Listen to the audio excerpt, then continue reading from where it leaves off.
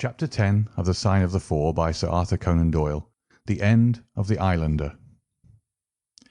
Our meal was a merry one. Holmes could talk exceedingly well when he chose, and that night he did choose. He appeared to be in a state of nervous exaltation. I have never known him so brilliant. He spoke on a quick succession of subjects, on miracle plays, on medieval pottery, on Stradivarius violins, on the Buddhism of Ceylon, and on the warships of the future, handling each as though he had made a special study of it. His bright humour marked the reaction from his black depression of the preceding days. Athelney Jones proved to be a sociable soul in his hours of relaxation, and faced his dinner with the air of a bon vivant. For myself, I felt elated at the thought that we were nearing the end of our task, and I caught something of Holmes's gaiety. None of us alluded during dinner to the cause which had brought us together. When the cloth was cleared, Holmes glanced at his watch and filled up 3 glasses with port. "One bumper," said he, "to the success of our little expedition. And now it is high time we were off. Have you a pistol, Watson?" "I have my old service revolver in my desk." "You had best take it, then. It is well to be prepared. I see that the cab is at the door. I ordered it for 6:30. It was little past 7 before we reached the Westminster Wharf and found our launch awaiting us. Holmes eyed it critically. "Is there anything to mark it as a police boat?" "Yes, that green lamp at the side." "Then take it off." The small change was made, we stepped on board, and the ropes were cast off. Jones, Holmes, and I sat in the stern. There was one man at the rudder, one to tend the engines, and 2 burly police inspectors forward. "Where to?" asked Jones. "To the Tower. Tell them to stop opposite Jacobson's Yard." Our craft was evidently a very fast one. We shot past the long lines of loaded barges as though they were stationary.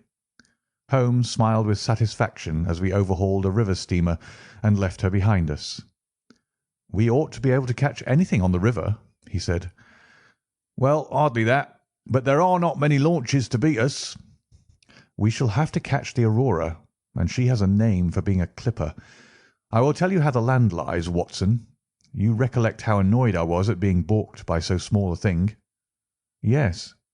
"Well, I gave my mind a thorough rest by plunging into a chemical analysis.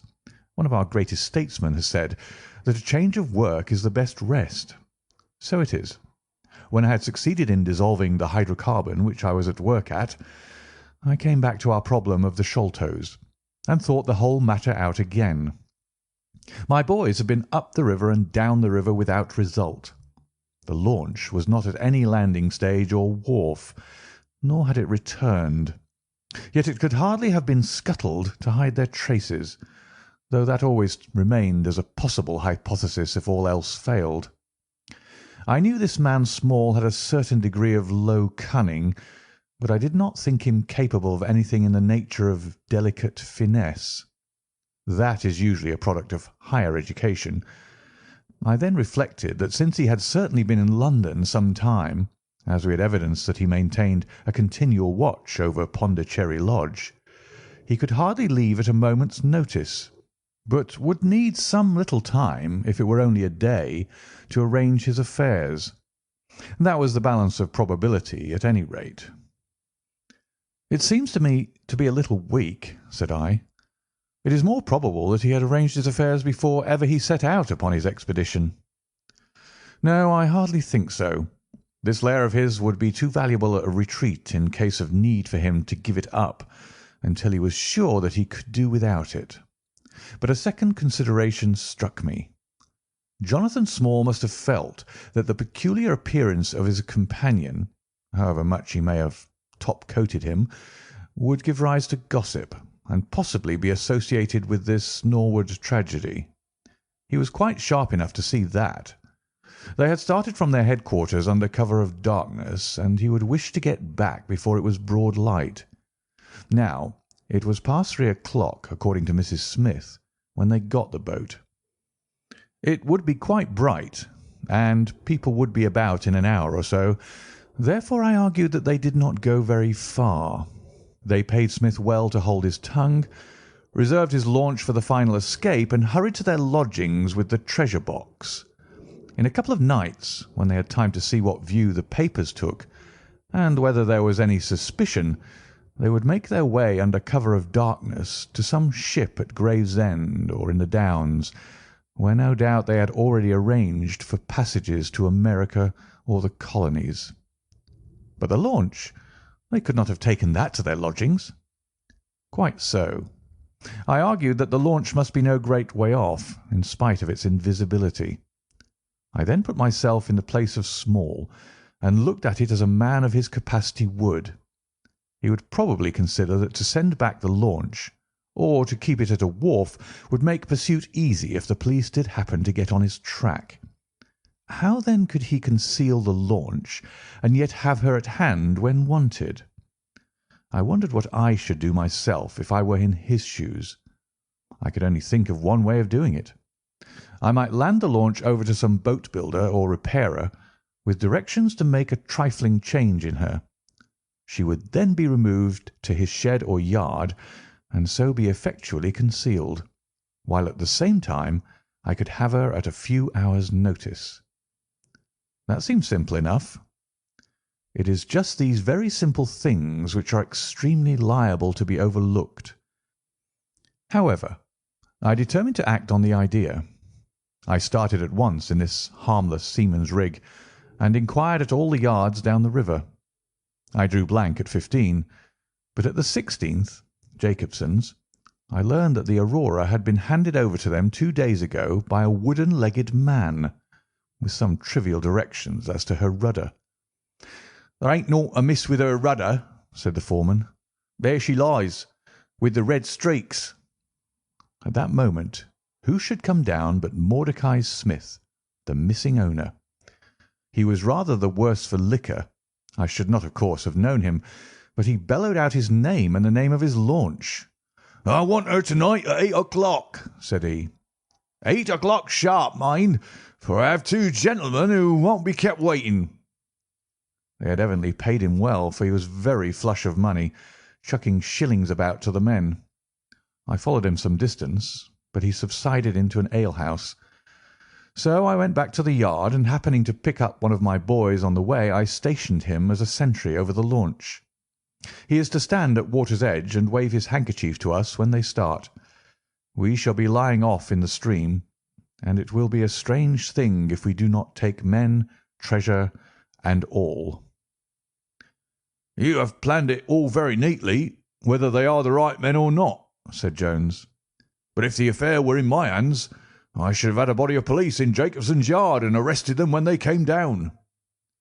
Which would have been never. This man Small is a pretty shrewd fellow. He would send a scout on ahead, and if anything made him suspicious, lie snug for another week. "But you might have stuck to Mordecai Smith and so been led to their hiding place," said I. "In that case I would have wasted my day. I think that it is 100 to 1 against Smith knowing where they live. As long as he has liquor and a good pay, why should he ask questions? They send him messages what to do. No, I thought every possible course, and this is the best." While this conversation had been proceeding, we had been shooting the long series of bridges which span the Thames. As we passed the city, the last rays of the sun were gilding the cross upon the summit of St. Paul's. It was twilight before we reached the tower. "That is Jacobson's yard," said Holmes, pointing to a bristle of masts and rigging on the Surrey side. "Cruise gently up and down here under cover of this string of lighters." He took a pair of night glasses from his pocket and gazed some time at the shore. "I see my sentry at his post," he remarked, "but no sign of a handkerchief." "Suppose we go downstream a short way and lie in wait for them," said Jones eagerly. We were all eager by this time, even the policemen and stokers, who had a very vague idea of what was going forward. "We have no right to take anything for granted," Holmes answered. "It is certainly 10 to 1 that they go downstream, but we cannot be certain. From this point we can see the entrance of the yard, and they can hardly see us. It will be a clear night and plenty of light. We must stay where we are. See how the folk swarm over yonder in the gaslight. They are coming from work in the yard. Dirty-looking rascals, but I suppose every one has some little immortal spark concealed about him. You would not think it, to look at them. There is no a priori probability about it. A strange enigma is man. Someone calls him a soul concealed in an animal, I suggested. Winwood Reade is good upon the subject, said Holmes. He remarks that while the individual man is an insoluble puzzle, in the aggregate he becomes a mathematical certainty. You can, for example, never foretell what any one man will do, but you can say with precision what an average number will be up to. Individuals vary, but percentages remain constant. So says the statistician. But do I see a handkerchief? Surely there is a white flutter over yonder. Yes, it is your boy, I cried. I can see him plainly.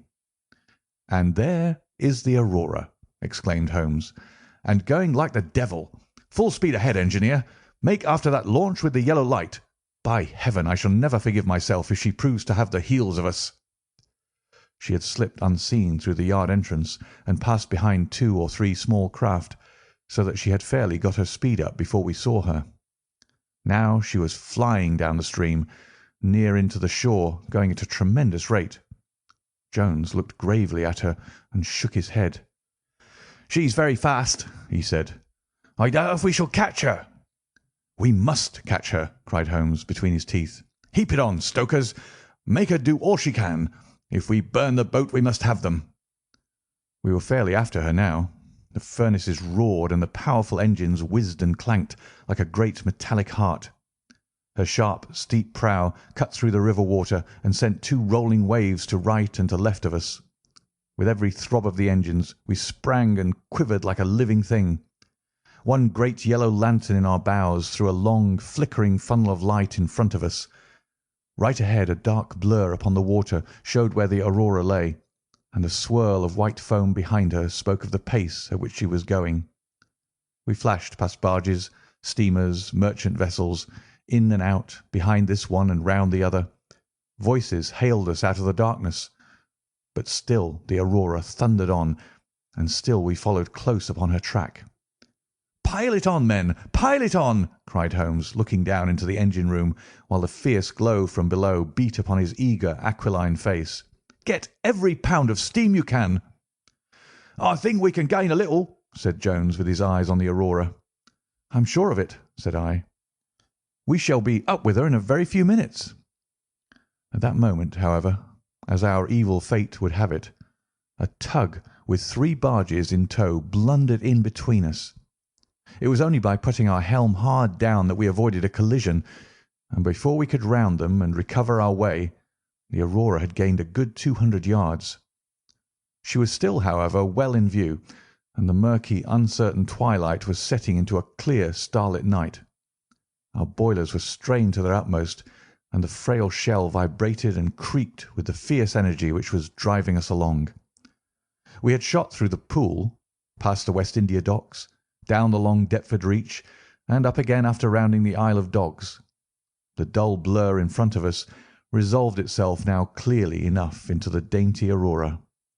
Jones turned our searchlight upon her, so that we could plainly see the figures upon her deck. One man sat by the stern with something black between his knees, over which he stooped. Beside him lay a dark mass which looked like a Newfoundland dog. The boy held the tiller, while against the red glare of the furnace I could see old Smith, stripped to the waist and shovelling coals for dear life. They may have had some doubt at first as to whether we were really pursuing them, but now, as we followed every winding and turning which they took, there could be no longer any question about it. At Greenwich we were about 300 paces behind them. At Blackwall we could not have been more than 250. I have coursed many creatures in many countries during my checkered career, but never did sport give me such a wild thrill as this mad flying man-hunt down the Thames. Steadily we drew in upon them, yard by yard. In the silence of the night we could hear the panting and clanking of their machinery. The man in the stern still crouched upon the deck, and his arms were moving as though he were busy, while every now and then he would look up and measure with a glance the distance which still separated us. Nearer we came, and nearer. Jones yelled to them to stop. We were not more than 4 boats' lengths behind them, both boats flying at a tremendous pace. It was a clear reach of the river, with Barking Level upon one side and the melancholy Plumstead marshes upon the other.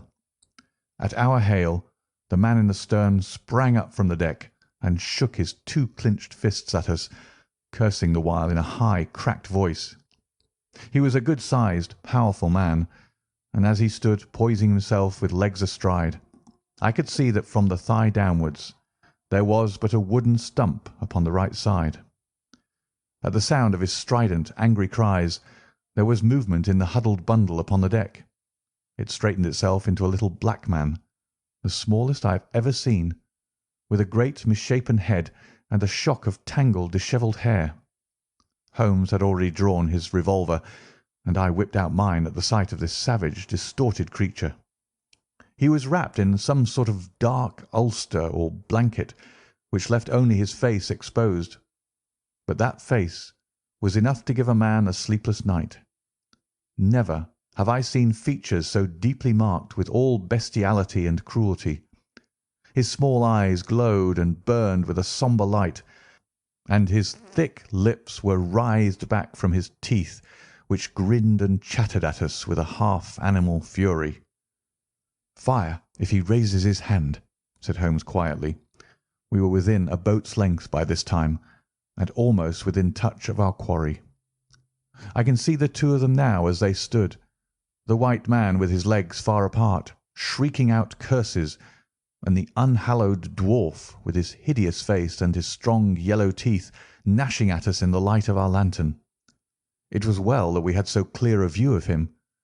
Even as we looked, he plucked out from under his covering a short, round piece of wood like a school ruler and clapped it to his lips. Our pistols rang out together. He whirled round, threw up his arms, and with a kind of choking cough fell sideways into the stream.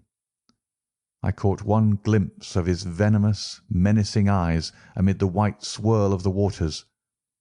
At the same moment the wooden-legged man threw himself upon the rudder and put it hard down so that his boat made straight in for the southern bank, while we shot past her stern, only clearing her by a few feet. We were round after her in an instant, but she was already nearly at the bank. It was a wild and desolate place where the moon glimmered upon a wide expanse of marshland, with pools of stagnant water and beds of decaying vegetation. The launch, with a dull thud, ran up upon the mudbank with her bow in the air and her stern flush with the water. The fugitive sprang out, but his stump instantly sank its whole length into the sodden soil. In vain he struggled and writhed. Not one step could he possibly take, either forwards or backwards. He yelled in impotent rage and kicked frantically into the mud with his other foot, but his struggles only bored his wooden pin the deeper into the sticky bank. When we brought our launch alongside, he was so firmly anchored that it was only by throwing the end of a rope over his shoulders that we were able to haul him out and to drag him, like some evil fish, over our side. The 2 Smiths, father and son, sat sullenly in their launch, but came aboard meekly enough when commanded. The Aurora herself was hauled off and made fast to our stern. A solid iron chest of Indian workmanship stood upon the deck. This, there could be no question, was the same that had contained the ill-omened treasure of the Sholtos. There was no key, but it was of considerable weight, so we transferred it carefully to our own little cabin. As we steamed slowly upstream again, we flashed our searchlight in every direction, but there was no sign of the islander. Somewhere in the dark ooze at the bottom of the Thames lie the bones of that strange visitor to our shores. "See here," said Holmes, pointing to the wooden hatchway. "We were hardly quick enough with our pistols." There, sure enough, just behind where we had been standing, stuck one of those murderous darts which we knew so well, It must have whizzed between us at the instant that we fired. Holmes smiled at it and shrugged his shoulders in his easy fashion. But I confess that it turned me sick to think of the horrible death which had passed so close to us that night. End of chapter 10.